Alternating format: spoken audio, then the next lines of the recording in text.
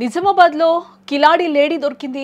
Friend ఇంటికే కన్నం వేసిన వైనం కనిపిస్తుంది. అక్కడ కుటుంబ సభ్యులతో మంచిగా ఉంటూ డూప్లికేట్ కీ చేయించుకుంది గాయత్రి. ఇంట్లో ఎవరు లేని సమయంలో దొంగతనం చేసింది.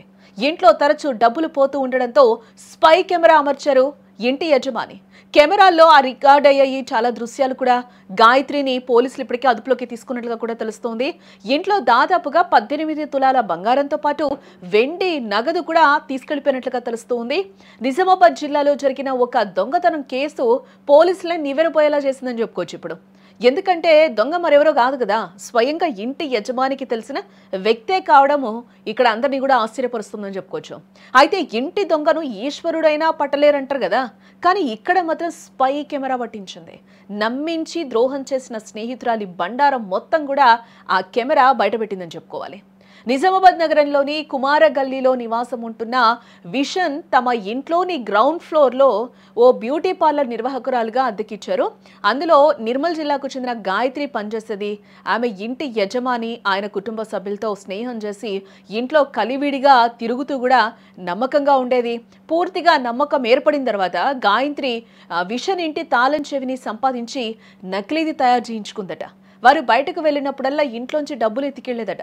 తాళం వేసినట్లే ఉండగా డబ్బులు ఎలా పోతున్నాయనే అనుమానంతో ఇంటి యజమాని ఏం చేశాడంటే ఒకరోజు స్పై సీసీ కెమెరాలను అక్కడ పెట్టడం జరిగింది.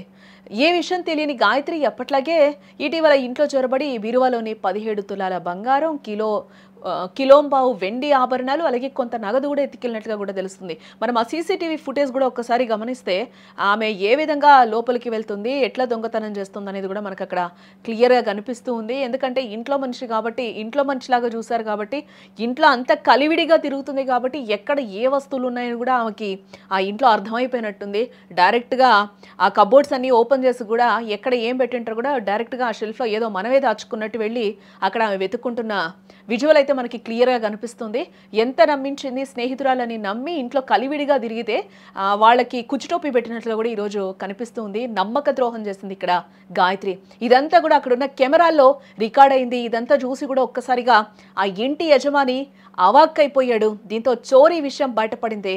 ఇక ఇంటి యజమాని విషన్ ఇచ్చిన ఫిర్యాదు మేరకు కూడా ఇప్పటికే పోలీసులు ఆ సదరు మహిళ ఎవరైతే గాయత్రి ఉందో ఆమెని అదుపులోకి తీసుకొని విచారించినట్లుగా కూడా తెలుస్తోంది.